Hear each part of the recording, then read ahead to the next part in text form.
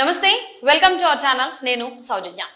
విశాఖ పోర్టులో దొరికినటువంటి డ్రగ్స్ కి సంబంధించి సంబంధాలు అనేటువంటి పురంధేశ్వరి గారికి ఉన్నాయి, వారి కుటుంబ సభ్యులకి వాళ్ళ బంధువులకు కూడా ఉన్నాయని చెప్పేసి పేరు నాని చేసినటువంటి కామెంట్స్ రాజకీయంగా చాలా ప్రకంపనలు సృష్టిస్తున్నాయి. మరి అంశానికి సంబంధించి మనతో మాట్లాడడానికి, వారి విశ్లేషణని మనతో పంచుకోవడానికి ఈ రోజు మనతో పాటు ఉన్నారు సీనియర్ పొలిటికల్ అనలిస్ట్ అంకంరావు గారు ఉన్నారు. వారితో మాట్లాడదాం. నమస్తే అండి. నమస్తే సౌజన్య గారు. విశాఖలో దొరికినటువంటి 20,000 కేజీల డ్రగ్స్ కి సంబంధించి ఇప్పుడు పేరు నాని చేసినటువంటి కామెంట్స్ ఏవైతే ఉన్నాయో బీజేపీ నేతలు చాలా సీరియస్ గా తీసుకుంటున్నారు.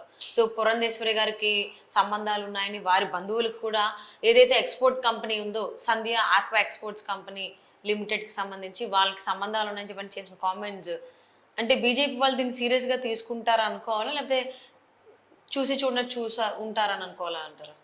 అంటే భారతీయ జనతా పార్టీ వాళ్ళు గతంలో కూడా పురంధేశ్వరి గారి మీద వ్యాఖ్యలు చేసినప్పుడు చర్యలు పెద్దగా లేవు. కానీ ఇప్పుడు పరిస్థితి వేరు, ఆ రోజు పరిస్థితి వేరు. ముఖ్యంగా ఈ రోజు మాట్లాడుకోవాలంటే 2 సంవత్సరాల క్రితం జరిగినటువంటి గుజరాత్లో జరిగినటువంటి దొరికారు కదా, అప్పుడు 22 టన్నులు, అప్పుడు ఇప్పుడు 25 టన్నులు. అప్పుడు కొకైన్ కూడా దొరికింది. ఆ సందర్భంగా వాళ్ళు చూసుకుంటా ఉంటే ఆ రోజు ఇప్పుడున్నటువంటి శాసనసభ్యుడికి సంబంధించి వాళ్ళ బినామీలకు సంబంధించిందని చెప్పని ఆ రోజు కూడా అందరూ ప్రచారం చేశారు, వాస్తవాలు కూడా తెలిసినాయి. కానీ ఇంతవరకు దాని మీద పెద్దగా చర్యలు అంటే ఏం కనపడలా. ఇప్పుడు పురంధేశ్వరి గారి మీద ఇప్పుడు పేరు నాని గారు ఇప్పుడు జరుగుతున్న దాని గురించి మాట్లాడుకుంటా ఉంటే నాకు 2019 సంఘటన ఒకటి గుర్తొస్తా ఉంది. నారాసుర రక్త చరిత్ర పుంకాలుగా ఆ రోజు పత్రికల్లోనూ వాళ్ళ ప్రసార మాధ్యమాల్లో దాని గురించి ఉదాహరించారు. వివేకానంద రెడ్డి గారి హత్య ఉదంతాన్ని అంటే ఎన్నికల ముందు వాళ్ళకు ప్రచారాస్త్రంగా ఆ రోజు లభించింది. దాంట్లో వాస్తవాలు ఎంత ఉన్నాయో ఈరోజు ప్రజలందరికీ తెలుసు. ఇప్పుడు పేర్ని రాణి గారు ఈ అంశాన్ని అంటే కాకపోతే ఆ రోజు చంద్రబాబు నాయుడు గారి మీద నెట్టినా దానికి వాళ్ళకే ఫలితం వాళ్ళకి దక్కింది. ఈరోజు పేర్ని నాని గారు వెళ్ళేసి భారతీయ జనతా పార్టీ అధ్యక్షురాలు పురంధేశ్వరి గారి గురించి మాట్లాడటం మాత్రం చాలా తీవ్రంగా పరిగణిస్తారు. అందుట్లో ఎలాంటి సందేహం కూడా లేదు. ఇప్పుడు ఎన్నికలు రాబోతున్న ఈ సమయంలో మే 13న ఆంధ్ర రాష్ట్రంలో ఎన్నికలు జరుగుతున్న సందర్భంగా పేర్ని నాని గారు ఇలాంటి అనాలోచిత వ్యాఖ్యలు చేస్తారని అయితే భావించలే నేను. కానీ ఆయన మాట్లాడారంటే దీనికి పరిణామాలు చాలా తీవ్రంగానే ఉంటాయి. అందుట్లో ఎలాంటి సందేహం కూడా ఏం లేదు. ఇప్పుడు అంటే దీన్ని బట్టి నాకు అర్థమవుతుందంటే నరసాపురంలో రఘురామకృష్ణరాజు గారిని, అలాగే రాజమండ్రిలో పురంధేశ్వరి గారిని తిరిగి లోక్సభ సభ్యులుగా పోటీ చేయించకుండా ఉండాలని వాళ్ళు విశ్వ ప్రయత్నం చేస్తున్నారు. ఆ కుట్రలో భాగంగానే అయితే నేను భావిస్తున్నాను. ఇక్కడ అంటే రాజమండ్రి నుంచి పురంధేశ్వరి గారు ఇంట్రెస్ట్ చూపిస్తున్నారు కాబట్టి ఆవిడ ప్లేస్ లో సోము వీర్రాజు గారు వస్తే వైసీపీకి అనుకూలంగా నిస్సందేహంగా ఎందుకంటే రేపు పొద్దున గెలిచిన తర్వాత నిస్సందేహంగా వీళ్ళు మంత్రులు కేంద్రంలో మంత్రుల స్థానంలో ఉంటారు. వీళ్ళు ఇప్పుడు గతంలో కూడా కేంద్ర మంత్రిగా చేసింది కాబట్టి పురంధేశ్వరి గారికి మళ్ళీ తిరిగి మంత్రివర్గంలో ఆయనకు స్థానం లభిస్తుంది. అట్లాగే రఘురామకృష్ణరాజు గారు వీళ్ళిద్దరూ మంత్రివర్గంలో ఉంటే ఇక్కడ గతంలో వీళ్ళు చేసిన కుంభకోణాలు కావచ్చు, వీళ్ళు చేసిన అక్రమాలు కావచ్చు, అన్యాయాలు కావచ్చు, వీళ్ళ మనుషులు చేయించిన హత్యలు కావచ్చు, అన్ని వరుసనే బయటకు వస్తాయి. కాబట్టి వాళ్ళిద్దరూ దాని గురించి తీవ్రంగా నిర్ణయాలు తీసుకుంటారనే భయం ఉంది. కాబట్టి ముఖ్యంగా ఇక్కడ రఘురామకృష్ణరాజు గారిని, అక్కడ పురంధేశ్వరి గారిని ఇద్దరిని కూడా భారతీయ జనతా పార్టీ తరఫున అభ్యర్థులు కాకుండా చేయాలని చెప్పని ఒకటి రాజమండ్రి, ఒకటి నరసాపురం ప్రయత్నంలో భాగంగానే, ఆ కుట్రలో భాగంగానే ఇప్పుడు పేర్ని నాని అనే వ్యక్తి ద్వారా ఈ విధమైన కుట్రకు తెరలేపారని అయితే నిస్సందేహంగా భావించాలి. దీని అధిష్టానం కూడా గట్టిగానే వాళ్ళ నిర్ణయం వాళ్ళు చెప్తారు. వీళ్ళు ఒకవేళ వీళ్ళు చెప్పినందువల్ల వీళ్ళు మాటలు నిజమని వాళ్ళు అయితే నమ్ముతారని నేను భావించడం లేదు. చివరాస్త్రంగా ఇలాంటి ప్రయోగాలు ప్రయోగించారని చెప్పి అయితే నేను భావిస్తున్నాను. అంటే ఈ కేసు అయితే ఎప్పుడైతే బయటపడిందో ఇంత భారీ స్థాయిలో డ్రగ్స్ అనేటువంటివి విజయసాయి రెడ్డి గారికి సంబంధాలు ఉన్నాయి అనేటువంటి మాట కూడా చాలా మంది ఆరోపణలు కూడా చేయడం జరిగింది. సో అందువల్లనేనా ఇప్పుడు నెక్స్ట్ బీజేపీ నాయకులు అనేటువంటి పురంధేశ్వరి గారి పేరు తీయడం జరిగింది పేరునా అని? అంటే ఒకటి గుర్తుపెట్టుకోండి, ఇప్పుడు ఆంధ్ర రాష్ట్రంలో అధికారంలో ఉంది ఎవరు? జగన్మోహన్ రెడ్డి గారు. జగన్మోహన్ రెడ్డి గారిని కాదని ఏ పార్టీ వాళ్ళైనా సరే, ఎవరైనా సరే ఇలాంటి చేయడానికి సాహసం చేయగలరా ఆంధ్ర రాష్ట్రంలో? ఇంకోటి హక్కు ఉందా ఆయనకు తప్ప? ఇలాంటి డ్రగ్స్ తీసుకోవాలన్నా, డ్రగ్గు దిగుమతి చేసుకోవాలన్నా, గంజాయి ఎగుమతి చేయాలన్నా, భూ కబ్జాలు చేయాలన్నా, మనుషుల్ని మీద దాడులు చేయించాలన్నా, వాళ్ళని సంబంధం లేకుండా వాళ్ళ మీద ఎలాంటి అభియోగాలు లేకపోయినా కారాగారాసం చేయించాలన్నా జగన్మోహన్ రెడ్డి గారు చేసినట్టు ఎవరైనా చేయగలరా? కాబట్టి ఇది కూడా ఆలోచించుకోవాలి కదా. గతంలో జరిగినటువంటి నేను చెప్పినట్టు గుజరాత్లో ఆ రోజు బయటకు వచ్చినట్టు దాన్ని ఈ రోజు వరకు ఏం చేశారు? ఇప్పుడు కూడా దీనికి సంబంధించి వాళ్ళకున్నటువంటి కేంద్రంలో వాళ్ళకున్నటువంటి కొంతమంది వీళ్ళు రక్షించాలని ప్రయత్నం చేస్తున్నారు కదా.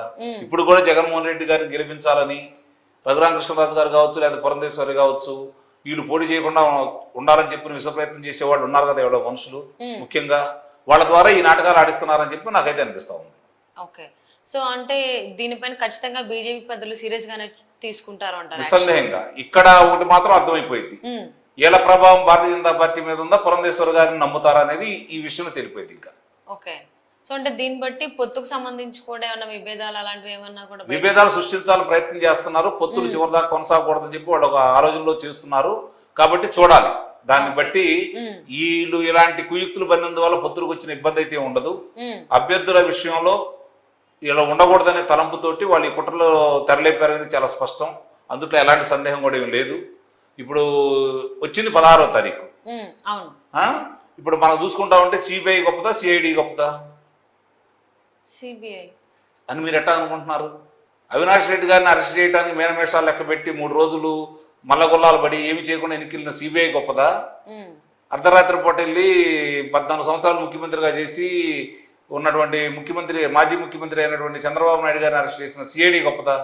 అంటే ఇక్కడ అరెస్ట్ మన రాష్ట్రానికి వరకు చెప్పండి. అంటే ఇక్కడ అరెస్ట్ చేసిన వాళ్ళకంటే ఎవరైతే అరెస్ట్ చేయబడ్డారో వాళ్ళు అనుకూలించబట్టే కదా.